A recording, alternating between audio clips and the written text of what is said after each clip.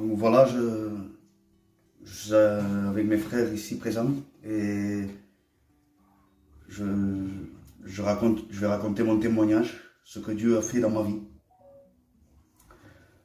Voilà, je suis né dans une famille chrétienne et mon père avait beaucoup de connaissances car il invitait très souvent des pasteurs à la maison et il faisait très souvent des débats à la maison. Et malgré cela, je ne donnais pas beaucoup d'importance aux choses de Dieu.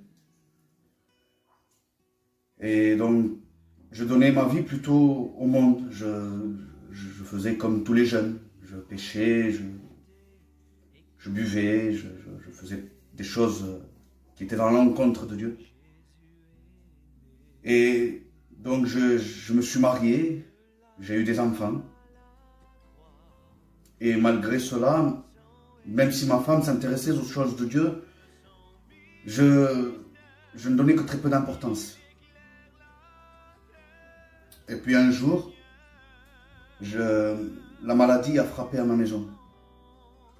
Elle m'a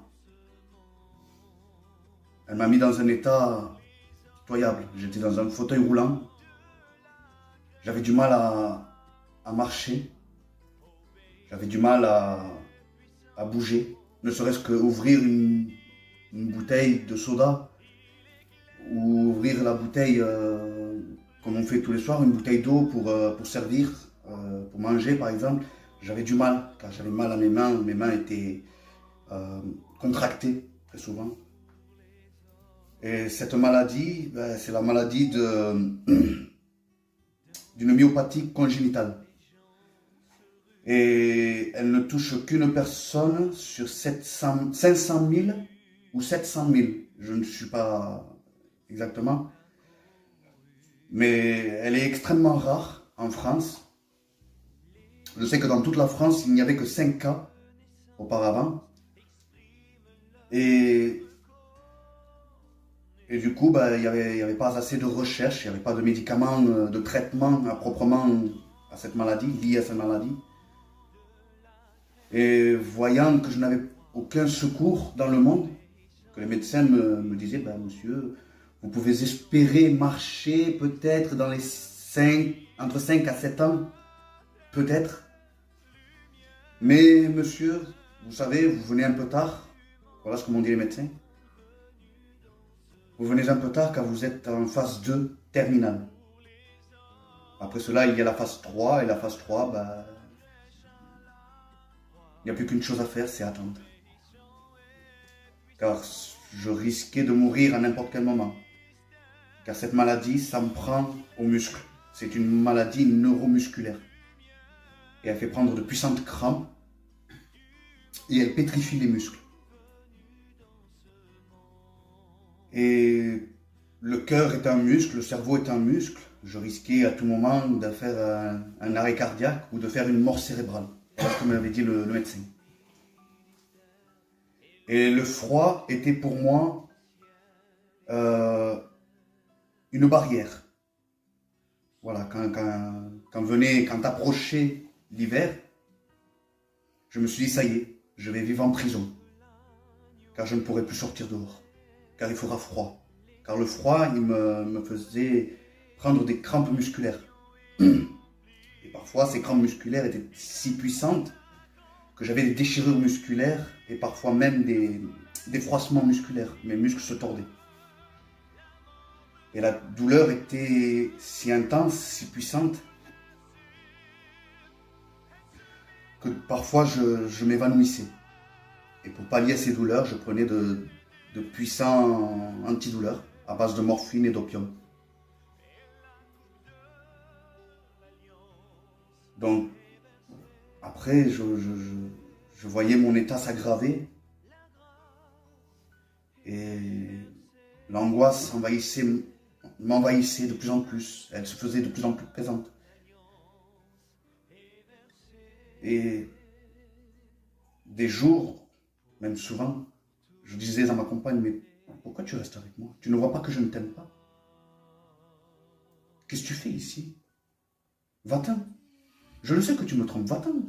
Et tu fais bien. Parce que si je pourrais te tromper, si je serais dans la capacité de te tromper, je te tromperais. ma femme se mettait à pleurer, elle s'isolait. Et au lieu de faire ses bagages, elle se mettait à genoux et elle priait. Et elle assistait aux réunions. Et quand je voyais cela, je me disais, mais Seigneur, pourquoi me fais-tu souffrir ainsi? Je suis malade, je partage ma souffrance avec ma famille. Mes enfants pleurent de me voir dans cet état-là.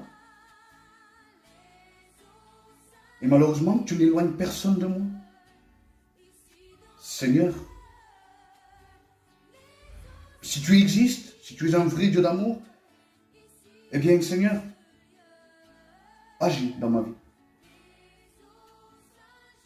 Agis, guéris-moi, Seigneur. Je demandais la guérison chaque fois. J'allais dans des églises et je demandais la guérison, mais cela pendant 4 ans et je désespérais.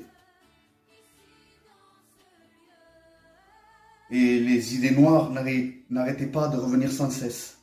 Toutes ces pensées qui ne venaient pas de Dieu revenaient tous les jours. Elles me martelaient l'esprit. Et puis un jour, j'ai eu la visite de mon frère Isaac. Et il me parlait d'une église qui avait ouvert à Haï. Il me disait, oui, cette église, elle est jeune, elle vient d'ouvrir, et il y a un ami à toi que tu connais. Viens. Donc pour faire plaisir à mon frère, je me suis dit, bon, je vais lui faire plaisir, je vais y aller. Et dès la première nuit, j'ai eu à cœur de me confier au pasteur. Je m'étais confié au pasteur et je me suis senti apaisé, pas libéré, apaisé. J'avais un poids en moins parce que j'avais partagé mon poids, mon fardeau avec ce pasteur. Et suite à cela, je continuais à aller dans les églises.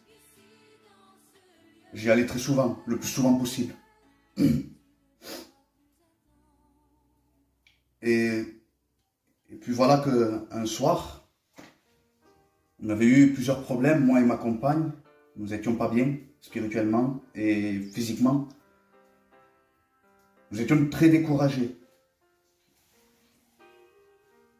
Mais quelque chose, une voix résonnait dans ma tête et disait « Ne te prive pas de ta place avec Dieu. Efforcez-vous. » Alors je dis à ma femme, chérie, si toi tu n'y vas pas, moi je ne pourrai pas y aller. Allons-y. Il faut qu'on y aille. Il faut s'efforcer. Il ne faut plus manquer aucune réunion. Et donc ce soir-là, le 13 janvier 2022, on s'était rendu donc à l'église. Et pour s'y rendre, donc, la voiture fonctionnait, mais le chauffage ne fonctionnait plus. Donc il y avait de la buée sur le pare-brise. Et pour enlever cette buée, il a fallu que j'ouvre ma fenêtre. Donc pendant le trajet, le vent qui frottait sur mon corps, le froid qui envahissait mon corps,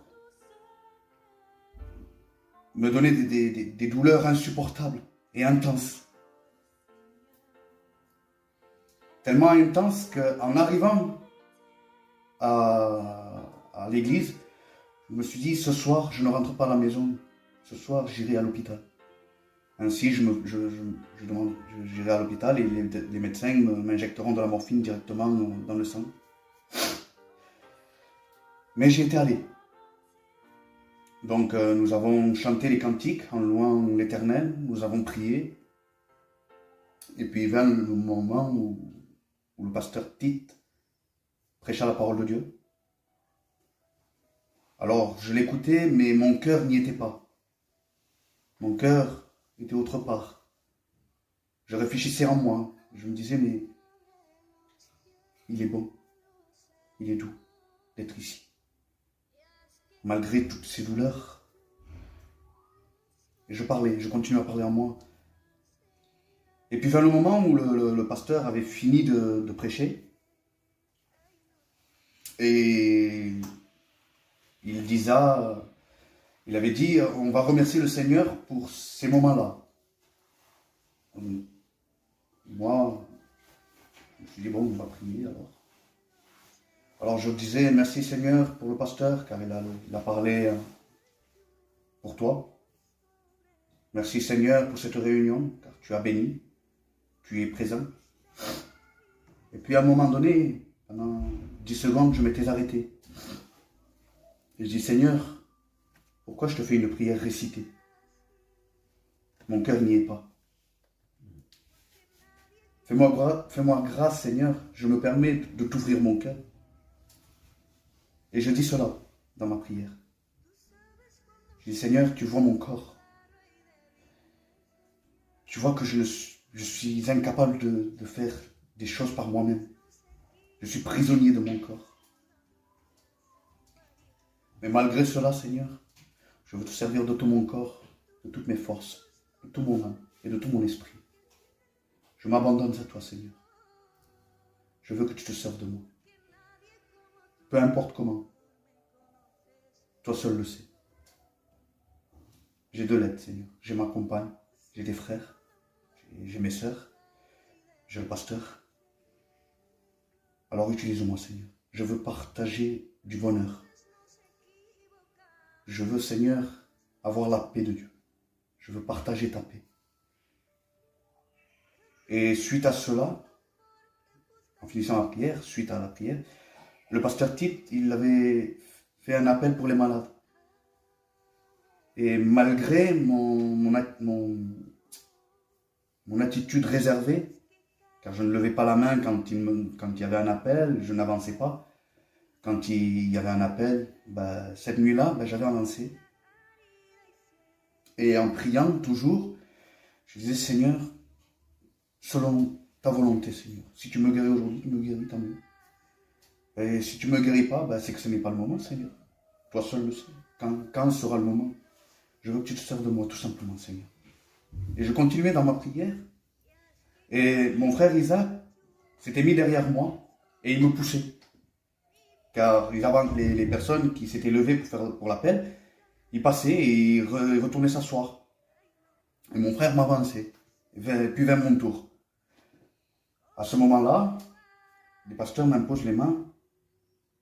Et lorsqu'ils m'avaient imposé les mains, j'avais ressenti une puissante chaleur envahir mon corps, qui débuta d'abord par mes jambes.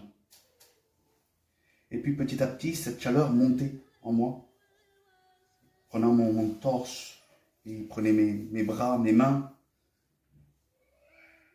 Et puis, les mains des pasteurs s'étaient enlevées, mais je continuais à prier dans ma tête. Je continuais.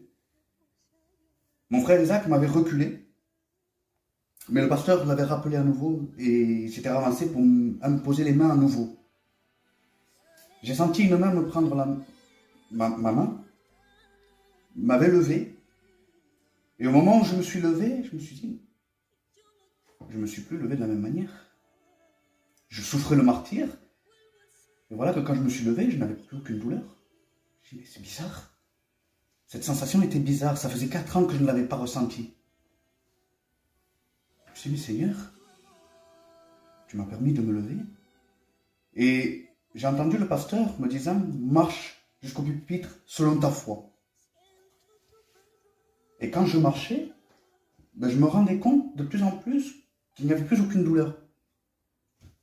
Et j'avais levé mes mains, et je dis, mais Seigneur, je n'ai plus de douleur dans mes bras. Et je bougeais mes doigts, et je disais, Seigneur, je n'ai plus de douleur à mes doigts. Arrivé au pupitre, j'ai été complètement anéanti. J'ai été brisé. Et je remerciais le Seigneur cette nuit-là, de tout cela, de tout ce qu'il avait fait. Et donc ensuite, en repartant à la maison, la réunion étant finie, on était tous heureux. Nous avons tous été bénis. J'avais ouvert la fenêtre et je disais à ma compagne, chérie, il fait froid. Ma femme me dit, oui, je sais, ferme la fenêtre, la buée est partie. Je disais non. Mais tu as froid? Oui, chérie, j'ai froid. Eh bien, ferme la fenêtre, elle me disait. Mais non, je ne veux pas la fermer. J'étais tellement heureux de ressentir le froid et de ne pas avoir mal que je laissais la fenêtre ouverte. Et depuis ce jour-là, eh bien, je remercie le Seigneur, matin, midi et soir. Car si j'arrive à me lever le matin, c'est grâce à lui. Alors je me lève et je me mets à genoux et je remercie l'Éternel. Ce qu'il a fait pour moi, eh bien, il peut le faire pour tout le monde. Il suffit de t'abandonner les amis. Il suffit de placer toute ta foi en lui. Je vous laisse avec ces paroles-là et que Dieu vous bénisse. Amen.